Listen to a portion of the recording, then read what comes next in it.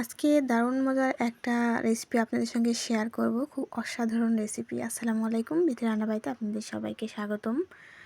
তো রেসিপিটা বানানোর জন্য আমি এখানে নিয়ে নিয়েছি 1 কাপ পেঁয়াজ কুচি, নিয়েছি 1 কাপ আলু চিকন করে কেটে নিয়েছি, আর আমি নিয়ে নিয়েছি বেশ কিছুটা কাঁচামরিচ ফালি করে, নিয়ে নিয়েছি হাফ চামচ শুকনো মরিচ গুঁড়ো, আর 1 চামচ মতো হলুদ গুঁড়ো নিয়ে নিয়েছি আদা রসুনের পেস্ট হাফ চামচ 1 চামচ করে, আর এখানে আমি রসুন পেস্ট 1 চামচ নিয়ে নিয়েছি, আর পেঁয়াজ পেস্ট 2 চামচ দিয়ে দিয়েছি, স্বাদ মতো লবণ অ্যাড করে দিয়েছি, সামান্য একটু গোলমরিচ দিয়ে দিচ্ছি। আমি ছোটো মাছের গোলমরিচটা ব্যবহার করি গন্ধটা চলে যাওয়ার জন্য।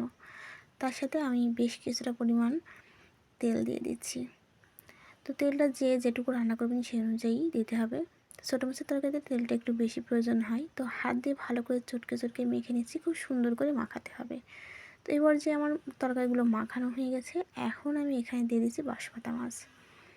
তো বাঁশপাতা মাছটা খেতে বেশ ভালো লাগে, অন্য সব মাছের তুলনায় বাঁশপাতা মাছটা খেতে বেশি ভালো লাগে। তো আমি সেদিন বাজারে গিয়েছিলাম, আর মাছটা দেখে আমি নিয়ে নিয়েছি।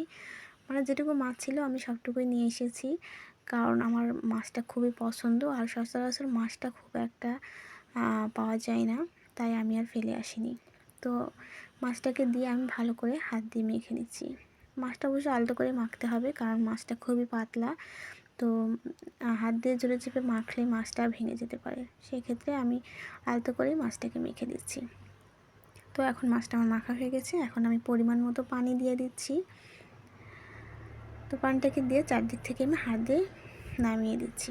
ব্যাস হয়ে গেছে। খুব বেশি পানির প্রয়োজন হবে না, এটুকু পানিতেই মাছটা রান্না হয়ে যাবে খুব অল্প সময়ের মধ্যে। আমি এই পর্যায়ে ঢেকে দিচ্ছি কিছুক্ষণের জন্য। তো কিছুক্ষণ পর আমি আবারও ফিরে আসলাম। এই পর্যায়ে আমি একটু নেড়ে চেড়ে দেবো, হালকা করে, খুবই হালকা করে নেড়ে দিচ্ছি। আবারও আমি কিছুক্ষণের জন্য ঢেকে দিচ্ছি। তো আবারও ফিরে আসলাম। ঝোলটা অনেকাংশেই টেনে এসেছে। এই পর্যায়েও মাছটাকে আমি হালকা করে নেড়ে দিয়েছি। তো এখন আমি উপর থেকে ধনিয়া পাতা দিয়ে দিচ্ছি। ধনিয়া পাতাটা দিলে খেতে আরও বেশি মজা লাগে, টেস্টটা আরও অনেক গুণে বেড়ে যায়। তো আমার তরকারির ঝোলটা অনেকটাই শুকিয়ে এসেছে, উপর থেকে ধনিয়া পাতাগুলো একটু চেপে দিচ্ছি। তরকারিটা এই পর্যায়ে হয়ে গেছে। তো আমি চুলাটাকে কিন্তু বন্ধ করে দিয়েছি। তো কে কে এইভাবে এই মাছটা খেয়ে থাকেন বা রান্না করেছেন অবশ্যই কমেন্টস করে জানাবেন। ভালো লাগলে লাইক কমেন্ট শেয়ার করে দেবেন। এই মাছের তরকারিটা দিয়ে কিন্তু সাদা ভাত, গরম সাদা ভাত কিন্তু খেতে অসাধারণ লাগে। তো অবশ্যই বাসায় একবার ট্রাই করবেন, আর কেমন লাগলো অবশ্যই কমেন্টস করে জানাতে ভুলবেন না। আজ এ পর্যন্তই। তো ভালো লাগলে অবশ্যই আমার পেজটাতে ফলো দিয়ে রাখবেন, আর আমার ইউটিউব চ্যানেলটা সাবস্ক্রাইব করে পাশে থাকা বেল আইকনটি অবশ্যই প্রেস করে দেবেন, তাহলে সবার আগে নোটিফিকেশনটা অবশ্যই পেয়ে যাবেন। আজ এই পর্যন্তই, আবার দেখা হবে নতুন কোনো রেসিপি নিয়ে। সবাই ভালো থাকবেন, সুস্থ থাকবেন। আল্লাহ হাফেজ।